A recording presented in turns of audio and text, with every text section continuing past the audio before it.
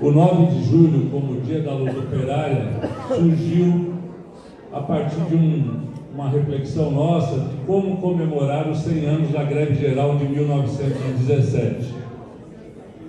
E o fato histórico que fez com que aquela greve tomasse conta de São Paulo tinha 200 mil habitantes na época, e alguns historiadores dizem que a manifestação no féretro, no enterro do sapateiro Martinez, assassinado nessa rua, e por isso nós estamos aqui nessa fábrica.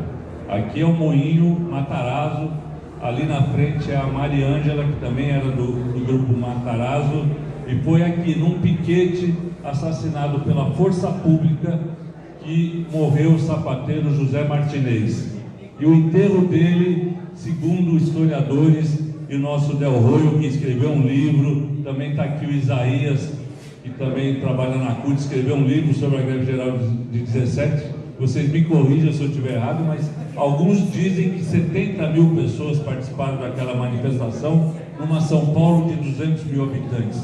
Uma São Paulo fortemente operária naquele momento, da indústria têxtil com força, da indústria de alimentos, né, como esse moinho aqui, e portanto a gente se referenciou na data da morte do Martinez.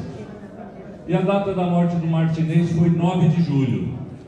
Isso nos inspirou ainda mais a fazer um contraponto ao 9 de julho da burguesia paulista.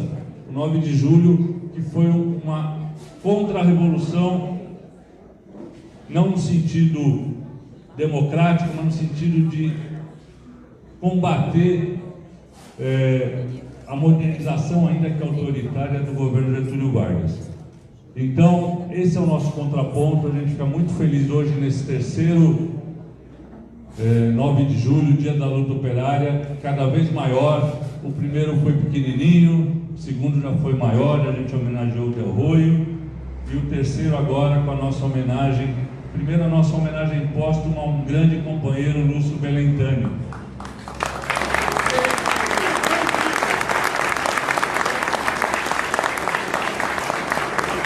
Que faleceu recentemente, e a gente vai fazer homenagem a seus familiares aqui pela luta, pela contribuição à democracia, a luta pelos direitos dos trabalhadores de Lúcio Belentani.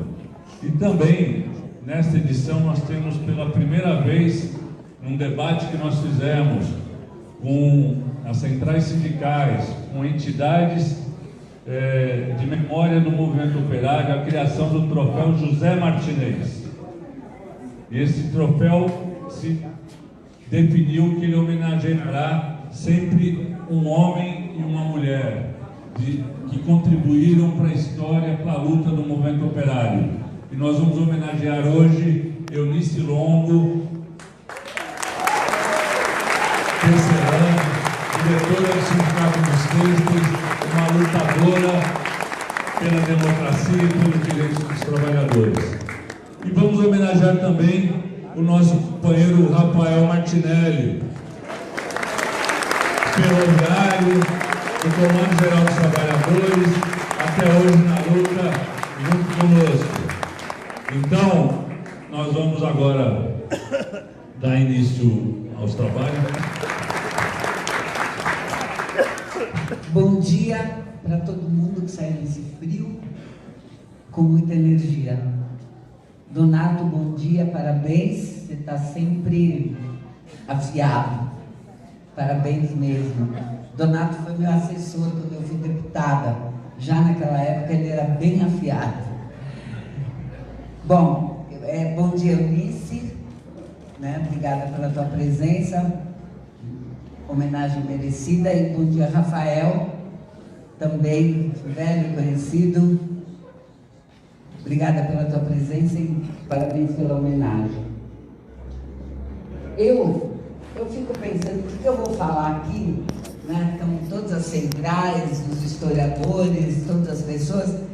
Então, eu queria dizer uma coisa, como ex-fundadora da CUT, como um monte de ex que eu já fiz, e hoje eu sou conselheira do Instituto Lula, já fui diretora. Eu estava pensando aqui mesmo, uma coisa que eu não pensei antes. Eu acho, gente, meus queridos e queridas companheiros das centrais sindicais, dos sindicatos, dos centros de memória, eu acho que a gente tem que colocar na pauta da plataforma de lutas a preservação da memória. Nós nunca colocamos isso. Eu acho que tem que constar da nossa preocupação, da mesma maneira que a gente luta pelas reivindicações materiais, que a gente luta contra a Previdência, é lutar pela preservação da memória. Eu tive uma possibilidade de estar, alguns anos atrás, 5, 6 anos atrás, eu visitei a cidade de Chicago. E na minha cabeça sempre vinha uma coisa desde quando eu comecei a participar de algum movimento que era os mártires de Chicago. Eu falei, eu tenho que ter alguma coisa lá em Chicago dos mártires de Chicago. E fui ver, tem uma escultura bonita num local próximo onde foi aquele ataque, onde teve uma manifestação. A origem do 1º de maio é essa luta dos trabalhadores norte-americanos pela jornada de 8 horas. Os historiadores me corrijam se foi também em outros países. Mas a batalha era pela jornada de 8 horas, olha só, 1886. E eu vejo que muita gente que eu conheço, muita gente do movimento, não sabe que a origem do 1º de maio é essa. Mas tem mais uma coisa na origem do 1º de maio, muito pesada e muito forte, porque teve uma explosão na manifestação e os coordenadores do movimento foram acusados de terem provocado aquela explosão, foram presos, uma parte deles foi condenado à forca e foi enforcado, e a outra parte foi condenado à prisão perpétua. Algum tempo depois, um tempo pequeno, um tempo depois, o governador de Illinois, que é o estado onde fica Chicago, nos Estados Unidos, o governador tem o direito de anular uma pena de um prisioneiro. Ele anulou a pena dos que estavam em prisão perpétua. Eles saíram. Por quê? Porque ele constatou que não havia provas contra esses trabalhadores para condená-los.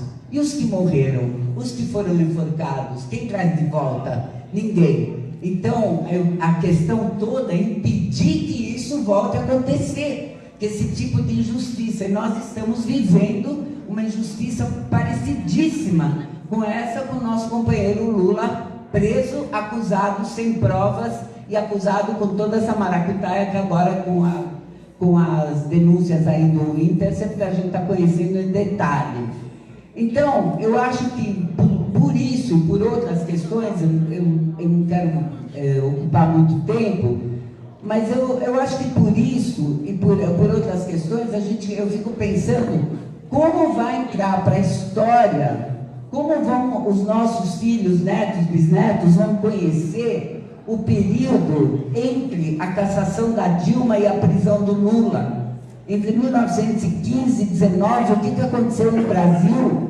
O que eles vão conhecer, o que a Globo está falando, ou o que a gente vai lutar para que seja conhecido. Então eu acho que a nossa luta não é só para tornar conhecido, mas é lutar para que conste dos livros didáticos em cada uma das escolas, porque não é por acaso que o Bolsonaro e sua turma estão atacando a educação e estão atacando a cultura. Quem não viu esse ignorante falar da morte do João Gilberto, dizendo é um cidadão conhecido?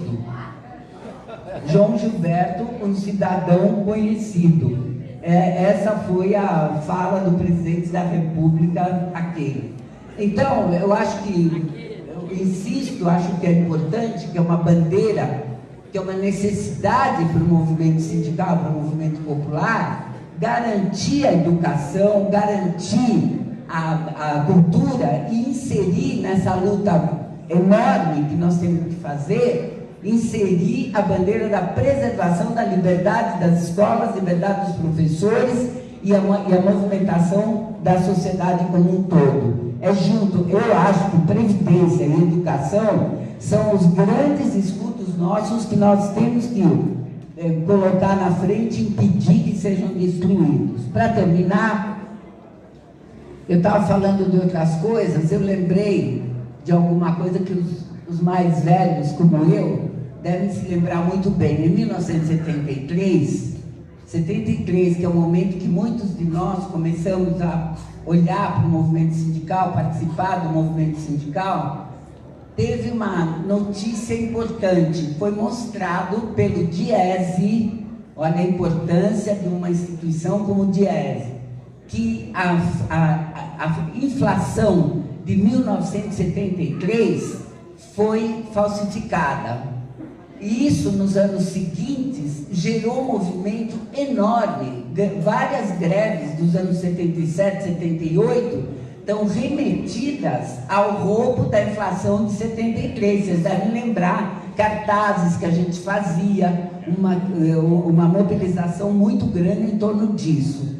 Então, de novo, eu acho que para nós, para pensar no Lula livre, para pensar no movimento sindical livre, para pensar numa sociedade livre, que não tem censura na sua própria história, nós temos que fazer essa luta sem trégua pela memória e comemorar cada momento, e claro, lutar pela memória e fazer a história, né, daqui para frente.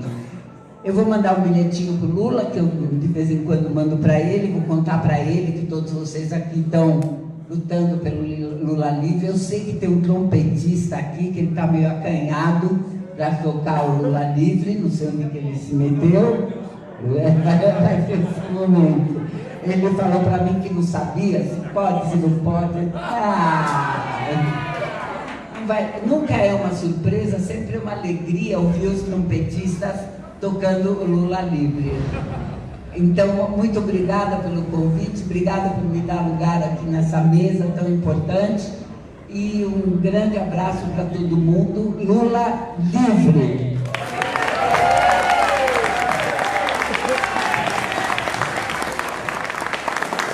Neto, vem para cá, para frente, por favor, que eu quero fazer a fala ao seu lado, por favor. Você e o Zé Ferreira, eu quero falar ao lado dos dois, porque eu vou falar dos nossos companheiros homenageados. Zé, Neto, vem para cá, vamos falar junto. Bom, vem para cá, Zé, vem cá, Neto. Bom, por que o Donato me convidou para essa importantíssima cerimônia de lembrança dos nossos companheiros, dos revolucionários italianos, dos partigiani, que o ano passado foi com Zé Luiz Del Roio, e esse ano é com Lúcio Belintani, a família Longo, Eunice Longo, Moacir Longo e meu irmão, meu querido mestre Rafael Martinelli. Eu me preparei o dia inteiro ontem, com muita emoção, para fazer essa fala. E chegou uma notícia da Itália que foram condenados à prisão perpétua 36 militares da chamada Operação Condor. Aí eu falei, pô, finalmente, a Operação Condor foi criada no Brasil pelo João Batista Figueiredo, pelo general Poçarrese, lá na escola de Manaus. Vamos ver quais militares brasileiros foram pegos. Qual não foi a minha surpresa? Que tinha chilenos, argentinos, paraguaios, bolivianos, uruguaios, menos nenhum brasileiro, nenhum militar brasileiro, que foram os criadores da Operação Condor. A concepção da Operação Condor aconteceu no governo do Brasil, na preparação do golpe do Chile. Tanto é que o Contreras estudou em Manaus. Bom, por que eu estou falando isso? Estou falando isso porque a ditadura, na véspera do 1º de maio de 1983, soltou uma bomba no Rio Centro para culpar a esquerda e errou na mão, não conseguiu, foi um vexame. Mas hoje, passados tantos anos depois, na véspera do 1º de maio do ano passado, pegou fogo um prédio da Polícia Federal, o antigo prédio da Polícia Federal em São Paulo, e quem foi preso, quem foi criminalizado? Os companheiros do movimento de moradia. a dona Carmen, a Preta, a Edinalba, o seu irmão, o Sidney, a Edilene, a Edmeia, e nunca passaram na porta do prédio. E a partir de uma reportagem do Fantástico, que exigia a prisão, e quem era a Preta? A Preta Ferreira, filha da dona Carmen, que foi objeto de um filme maravilhoso da Lili Café, do que é o Hotel Câmbio. A Preta Ferreira apresentava o programa Lula Livre. O programa Lula Livre, por isso que a menina foi presa. Pois bem, então vamos falar do dia de hoje. Desse grupo de 3, 4 revolucionários. Lúcio Belintani, Moacir Longo, sua irmã, Eurice Longo, querida Tecelã, aqui, e Rafael Martinelli. Quando eu cheguei no presídio do Hipódromo, em 1973, a primeira cela do lado esquerdo era Lúcio Belintani, Rafael, Moacir, o Segal, Maurício Segal, Dagozan, era a cela do Partidão. Lúcio Belintani era operário da Volkswagen, magrinho, alto, super combativo. Naquela cela, Rafael Martinelli era aquele ferroviário fantástico, o melhor jogador de futebol junto com o Joel Rufino. Jogava com todos os times do presídio, fazia campeonatos, fazia formação. Moacir Longo e sua irmã, que todos os sábados ia visitá-lo lá no presídio. Moacir Longo era tecelão também de origem, mas já era jornalista na época. Nós vamos falar dessas 3 pessoas: Eurice, Lúcio, que morreu a semana passada, e Rafael. Por que eu pedi a presença dos 2 aqui? Principalmente do Neto e do... Esse aqui fez a Comissão da Verdade de São Bernardo e levantou toda a história do movimento operário. E o Lúcio e o Neto fez o trabalho que era uma coisa empírica do papel das empresas e dos empresários na Comissão da Verdade. Chegamos na Volkswagen, chegamos nas grandes empresas, aí o Lúcio veio, se agigantou e conseguiu fazer até um filme na Alemanha, Cúmplice, e enfrentou a maior multinacional do automobilismo, que foi a Volkswagen. Depois ele foi para a Ford. Então é dessas 3 pessoas, desses 3 gigantes. Aí eu estava pensando, o Donato, descendente de italiano, com aquela formação que ele veio. Aí eu estava lembrando dos italianos, e a Cidinha foi tão... A Cida Pérez, como ela é biscoito fino, tudo ela faz com uma sofisticação, ela trouxe até 2 trompetistas aqui para tocar a Internacional no trompete, Bela Tchau e o Lula Livre. Não é mais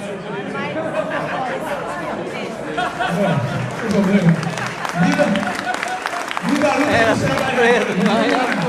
Aí eu estava fazendo a relação dos italianos, dos revolucionários italianos. Marighella, Vito Gianotti, Carluccio, Belintani, Martinelli, Longo,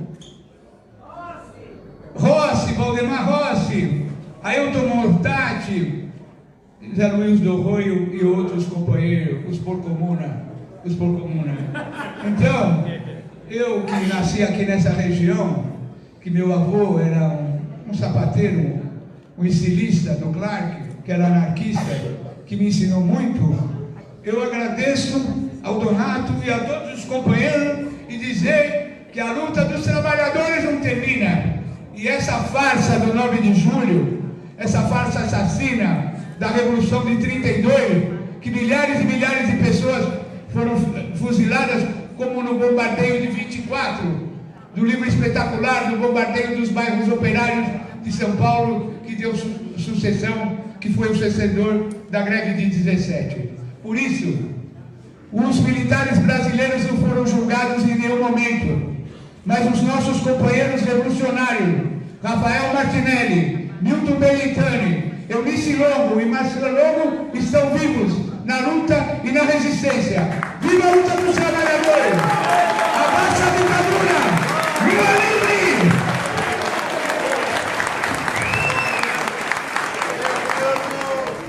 Queridas companheiras, companheiros, obrigado pela presença nesse magnífico encontro. Eu vou falar três coisas, basicamente. Uma, como é que foi a gestão deste prêmio? Porque vocês têm que entenderem que isso não pode ser um momento ocasional. É um prêmio em construção, que tem que crescer, crescer, crescer. Nós vamos sair das salas nos próximos prêmios e ir para as praças, para as ruas, para entregar esse prêmio. Esse é o nosso objetivo.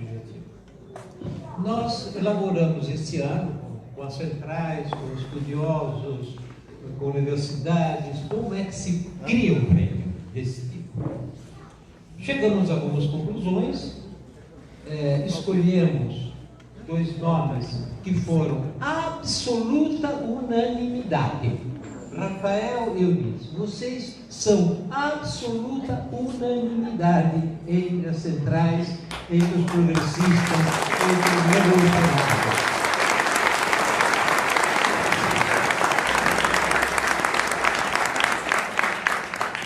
Nem sempre foi assim, né? Teve muita briga por aí. Mas nós queremos ampliar como é que se cria esse prêmio, como se faz. Isso eu falarei no final.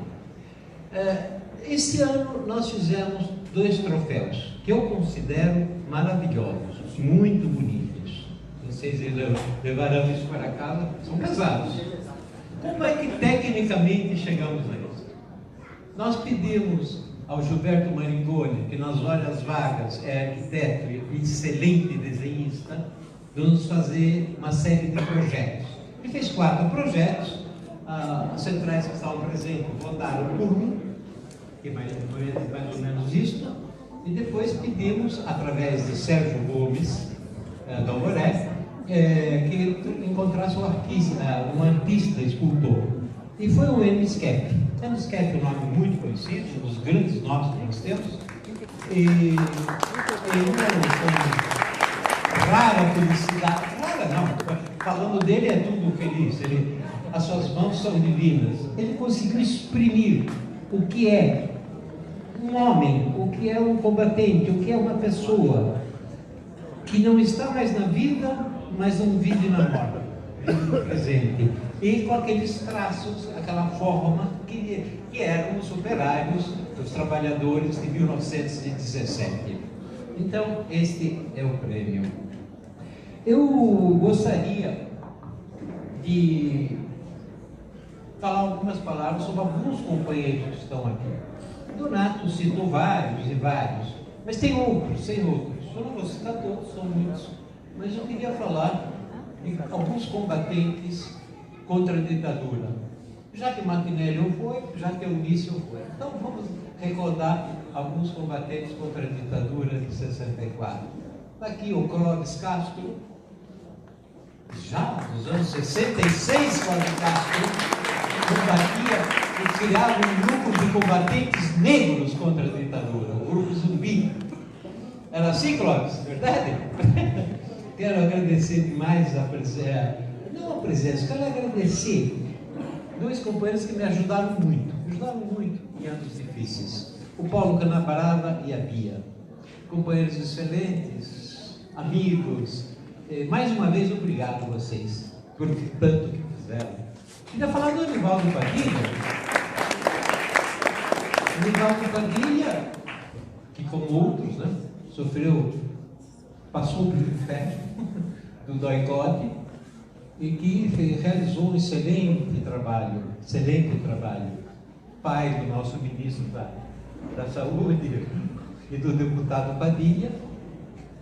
Já citaram o nosso amigo Olímpio, nosso companheiro Olímpio. Existem outros, mas eu cito esses nomes para recordar que a luta daqueles que combateram, sofreram, perderam muito, como o Belantani,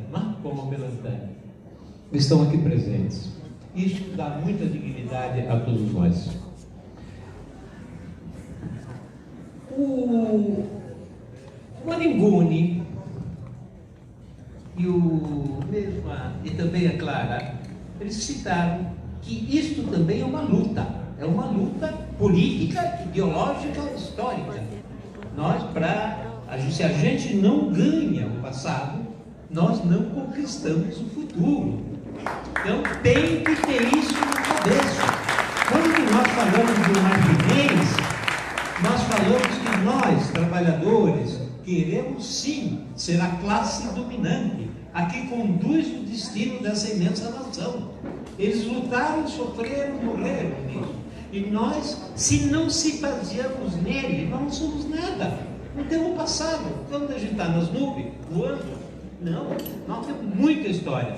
Mais história do que essa oligarquia nojenta, essa ralé escravista que nos dominam hoje. Eles contam a história dele. História suja. História suja. Nós temos que contar a nossa história límpida. Então, a ideia de 1917 é isso.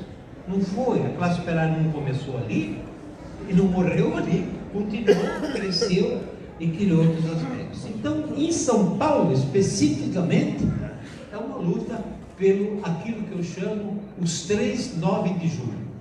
Tem vários historiadores aqui, vão achar que eu estou coçando um pouco a barba, mas vamos lá, vou tentar explicar em poucas palavras. 9 de julho é feriado do Estado, é uma imposição, é da oligarquia, é canalha, é escravista. A família Lucena, que está aqui presente, eles têm um ótimo canal, o Tutameia, que eu recomendo muito, sempre que vocês vejam. A última entrevista deles foi com o Francisco Quartim de Moraes. Eu conheço o velho Quartim de Moraes, né? Falar do Quartim de Moraes, conheço o João, mas foi nosso companheiro de luta também contra a ditadura. O Francisco Quartim de Moraes escreveu um belíssimo livro, que é a História Invertida, 1932. Ele conta o que foi esta luta, o que foi essa história. Foi uma história contra a classe operária, desesperados porque o governo de Vargas começava a discutir leis sociais.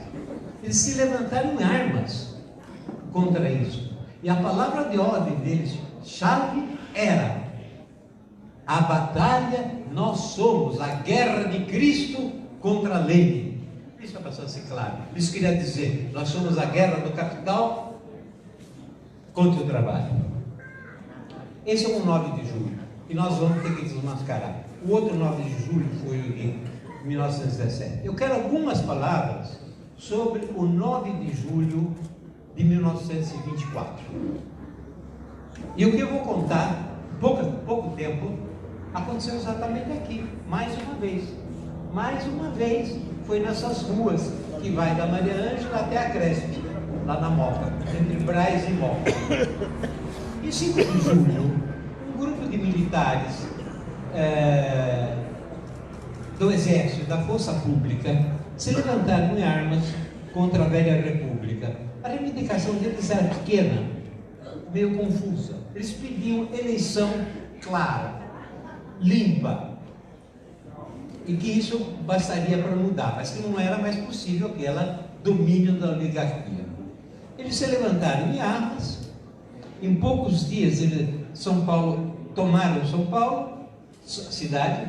A cidade de São Paulo foi cercada por canhões do exército que vieram do Rio. E na noite do dia 8 de julho, 50 balas de canhões, mas pesados, atingiram desta rua até ali a Moca. Aqui mesmo foi atingida. Caíram os muros. A população se assustou muito, porque ela não estava entendendo o que aconteceu. Por que aqueles militares tinham se levantado e por que eles estavam sendo bombardeados? Porque foram fábricas e casas de operários que foram bombardeadas. Na manhã seguinte, apavorados, confusos, eles se assustaram e disseram: tudo fechado já há vários dias, faltava comida em casa. Para operar naquela época em que a geladeira, a comida era diária. Você comprava seu arroz e feijãozinho diário. 5 dias fechado queria dizer fome. O restaurante não tinha aquelas coisas.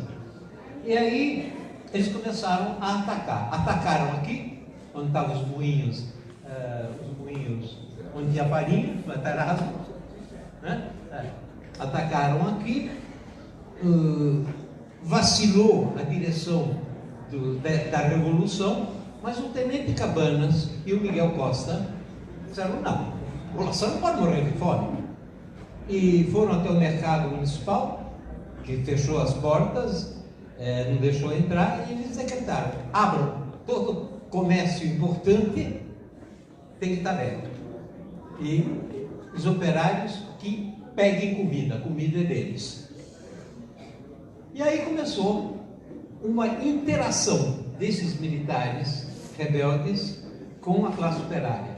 E a classe operária, em poucos dias, história muito pouco conhecida, criou 3 batalhões armados para combater. Eles chamavam de uma forma muito estranha. O batalhão dos italianos, o batalhão dos alemães e o batalhão dos húngaros. Era uma coisa meio gozada isso, mas eles, como era muito imigrante, eles tentavam fazer com uma certa... O dos húngaros queria dizer todo mundo que veio do Áustria-Hungria, e tinha acabado a guerra, e judeu, e tudo aquilo era húngaro, por exemplo.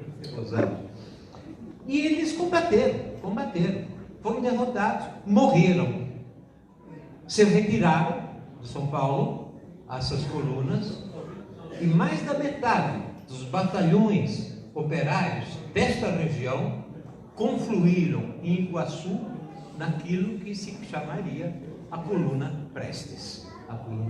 Então, uma das componentes importantes da formação da Coluna Prestes nasce dessas ruas aqui. Então, o 9 de julho de 24 é uma data que se tenta esquecer, que se apaga. Os historiadores conhecem, existem livros, mas não pode chegar, não chega ao povo, não chega aos moradores daqui, não chega à nossa classe operária. Então nós comemoramos, na verdade, 2 9 de julho. Da greve de 17 e o 9 de julho de 24. Contra o 9 de julho da oligarquia escravista de 32. Essa é uma grande luta que você comprou, meu caro Donato. Já que o Donato que inventou tudo isso, você comprou uma briga que você nem imaginava.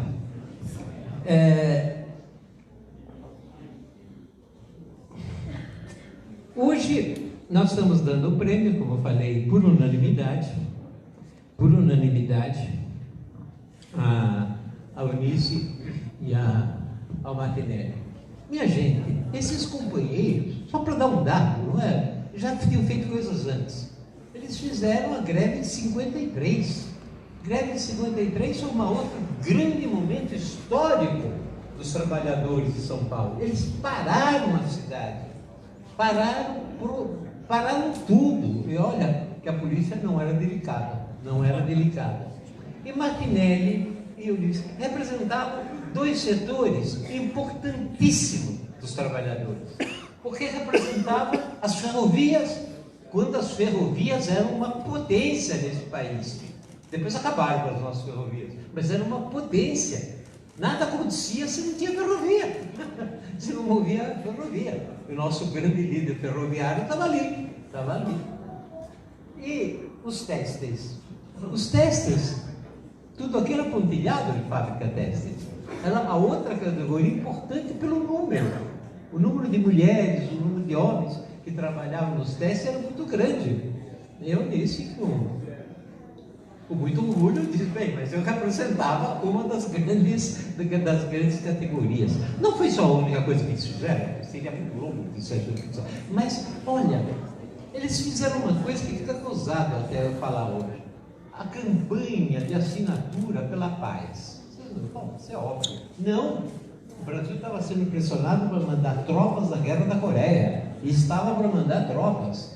Se eles não tivessem feito a campanha que fizeram, e todos os 2 foram expoentes dessa luta, acho que sozinha pegou 1000 assinaturas assim na rua, uma, não é? Hoje nós estamos com dificuldade de fazer isso. Eles faziam uma coisa tão esquisita como era, contra a Guerra da Coreia. Claro, sofreram tudo que tinham que sofrer no golpe de 64. Eles não foram esquecidos. Nos primeiros dias do golpe, eles foram perseguidos, depostos, sobreviveram, estão aqui. Por quê? Por que sofreram tudo isso? Porque eles eram reconhecidos líderes dos trabalhadores e das trabalhadoras. Então nada mais justo e nada mais nos orgulha tanto do que estar aqui. Quero fazer uma proposta e depois citar o último fato que aconteceu aqui. Eu quero fazer uma proposta, é pessoal, mas vou precisar. Eu falei que o próximo prêmio a gente vai ter que ampliar o grupo de decisão. Isso é justo, temos que fazer. Mas eu quero que o próximo ano tenha 2 prêmios, 2 troféus, um homem e uma mulher. Vamos escolher de forma ampla 2 pessoas dignas, como está aqui o Martinelli e a Alice. Mas eu queria um prêmio especial. Quero um prêmio especial. Mas para a gente decidir isso, eu quero que vocês votem. Eu vou pedir que vocês votem daqui a pouco levantando a mão. Eu quero que o próximo ano, dia 9 de julho, nós entreguemos ao companheiro Lula Inácio da Silva o prêmio especial da luta operária de 2000. Eu preciso disso, vocês estão de acordo? De pé, para a gente tirar uma fotografia e para mandar, se a Clara estiver de acordo, vamos mandar essa fotografia para o companheiro Lula.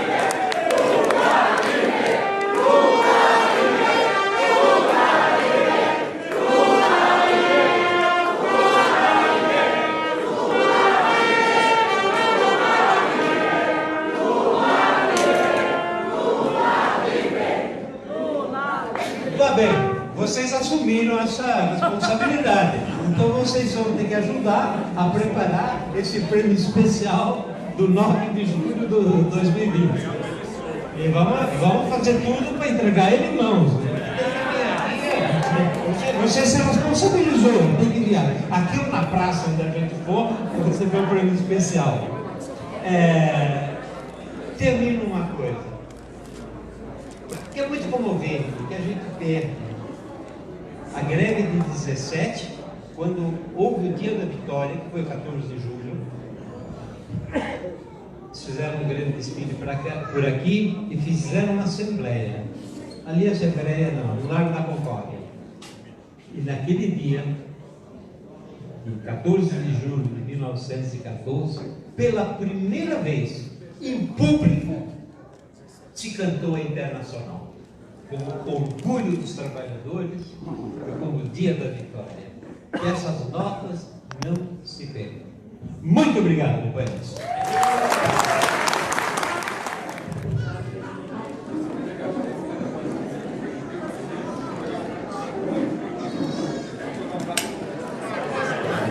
O Martinelli, como ainda a gente não tinha decidido o troféu, a gente fez uma homenagem também pela Câmara Municipal, que é o diploma de gratidão da cidade de São Paulo. Está aqui o diploma de gratidão da cidade de São Paulo, otorgado pela Câmara Municipal, e a medalha Anchieta, que é a comenda da Câmara Municipal, em homenagem a todos aqueles paulistanos que fizeram muito pela cidade e pelo seu povo. Então, Martinelli recebendo aqui o diploma de gratidão da cidade de São Paulo e a medalha Anchieta, e também o nosso troféu José Martinez, que é pesado, não dá para segurar sozinho não. Eu quero agradecer esse prêmio pela participação que eu tive nos movimentos sindicais e em outras campanhas, outras lutas que teve o povo brasileiro em defesa do petróleo, em defesa da paz, em defesa dos soldados do ir para a Coreia, né? Era defesa da paz. Havia uma coleta de assinatura em defesa da paz e em defesa do petróleo. Eu consegui mil assinaturas e ganhei uma torrezinha da Petrobras, tinha uma torre. Eu tinha aquela torre, mas acabei, a gente muda, tá? Acabei perdendo aquela torre. Então eu tive participação em todos esses movimentos do povo que é brasileiro em defesa dessas as reivindicações que tinha. E do movimento sindical eu tive muita atuação. Fui diretora do sindicato, a primeira mulher no sindicato do teatro de Delage, 70% da categoria era mulher, mas era, a diretoria sempre foi composta por homens. Né? Eu fui em 70 eleita com a primeira diretora do sindicato dos testes, eu fui eleita. E depois, em 74, quando houve aquele golpe, eu fui caçada, né? No golpe militar, quer dizer, nunca deixei de participar, o que tinha alguma coisa assim, eu sempre gostei de participar.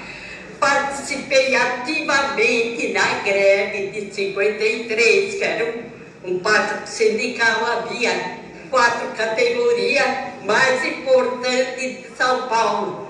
Eram as categorias que mais tinha trabalhadores. Então a gente participava, eu participei de comando para impedir que o trabalhador entrasse do trabalho. E de todas essas campanhas, aquele movimento, quando Getúlio morreu, né, naquela parada que houve, aquela paralisação espontânea, né, do trabalhador. Então foi uma coisa assim que o pessoal comunicou, Getúlio morreu, as fábricas parou tudo, aí saiu todo mundo de passeada para a Sé, né, para o Anhangabaú. Então, eu tive todas essas participações na minha juventude, né? Então, participei bastante, não me arrependo de nada que eu fiz, né? Voltei, voltar atrás para fazer tudo.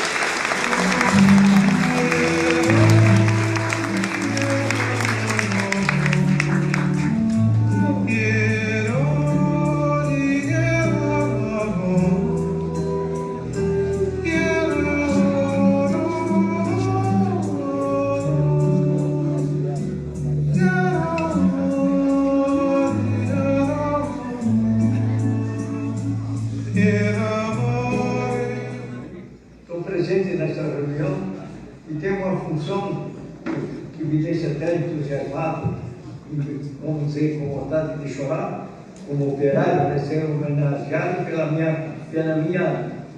minhas lutas que eu tive desses 94 anos.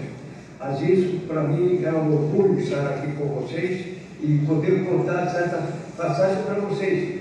Porque, para mim, eu tenho saudar uma data que eu vou querer que essa data seja, de fato, todos os anos a gente reunir para prestigiar os companheiros, ou que morreram, ou que estão em Butaína, ou que estão doentes, ou essa unidade da classe operária, que trabalhou no sete, que era o tempo, que era tudo. É isso que nós precisamos. Como certo que a gente conseguiu no passado, mas nós não temos como, porque infelizmente as ditaduras tentaram retirar de várias coisas até hoje. E hoje nós estamos em condições novamente de um perigo de uma ditadura. E nos países queremos criar direitos operários, direitos das é chamar de responsabilidade a unidade da classe operária nessa luta que nós podemos reivindicar e se unir para que não haja o crime de tirar os direitos da classe operária. Então, companheiro, e gostaria de lembrar a vocês que em 1917, no movimento operário aqui no Brasil, morreu Martinez, aquele companheiro, foi assassinado numa passeata. Depois nós temos que olhar também que nesse mês de 17, do ano de 1917, na União Soviética, hoje na União Soviética, não era a União Soviética, era a Rússia. que os caras tomaram o poder no Estado lá, o poder como socialismo, para criar, vamos dizer, a União Soviética, o caminho para a União Soviética. Tem várias reações no mundo naquele período. Nos Estados Unidos, pelo movimento da União Soviética, também fizeram um movimento previsto nos Estados Unidos, onde foi criado o 1º de maio, que nós todo o mundo hoje respeita o 1º de maio. Como nós um dia queremos, no 9 de julho, seja festejado pela classe operária, pelo povo brasileiro, como um ano de luta e um ano de homenagem aos companheiros que sofreram as consequências, que morreram na luta e tudo mais. Então, companheiros, nós somos martinenses, nós fomos verificar, né, companheiros? Todos os companheiros morreram aí, inclusive vamos dizer, até de fome, a gente pode dizer, pela miséria, dispensado do emprego, sendo perseguido, como é o regime capitalista, dos movimentos operários. Você sabe o que significa NOPS, Operação Batejante, a ordem de cultura, a ordem de professor. São essas coisas que nós precisamos lutar e ter a sua unidade nacional, né? E é um compromisso que assumo hoje da classe operária ao caminho para o socialismo. Eu gostaria, companheiros, lembrando do meu passado, do nosso passado de luta como categoria unificada no Rio de Janeiro, que era o Comando Geral dos Trabalhadores, várias categorias, vou lembrando desses companheiros. Mas o comando que dirigia essa luta toda nacional, junto ao governo, junto ao parlamento, o diabo, ou seja, eu era do comando, Rafael Martinelli, que era da Federação Nacional Ferroviária, Melo Marcos era da Federação Nacional dos Aeronáuticos, que morreu faz 10 dias, tem isso. Eu ainda estou vivo, estou por aqui. Mas os companheiros, essa homenagem nós temos que prestar. Eu e o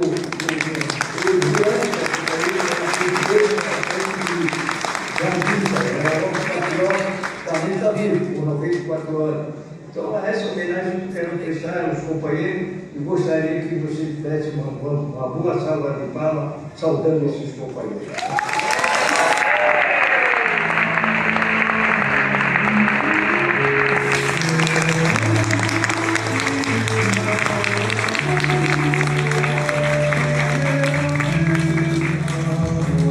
Bom, feita a homenagem aqui, nós temos o livro do Martinelli, hein? Todo mundo, vamos adquirir Estações de Ferro, a biografia do Rafael Martinelli, feita pelo Roberto Cello Bastos.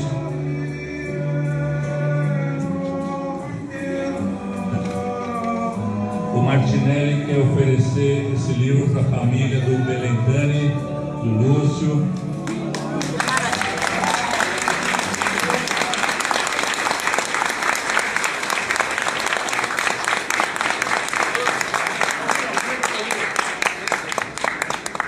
Bom, pessoal, a gente está chegando finalmente aqui. Eu só queria agradecer a todos mesmo, mas um desejo que eu tenho é que esse 9 de julho seja plenamente assumido por todas as centrais. Eu vou ficar contente o dia que eu estiver do lado de lá da mesa, e a mesa seja composta só por todas as centrais. Porque o mandato é individual, ele se extingue em algum momento. A luta dos trabalhadores, a sua representação é permanente. Então ela tem que assumir para que o próximo ano ou os próximos anos a gente não faça mais o ato aqui, está ficando pequeno, mas que a gente possa fazer na rua, celebrando com um grande dia de celebração, de festa, de luta, a luta dos trabalhadores.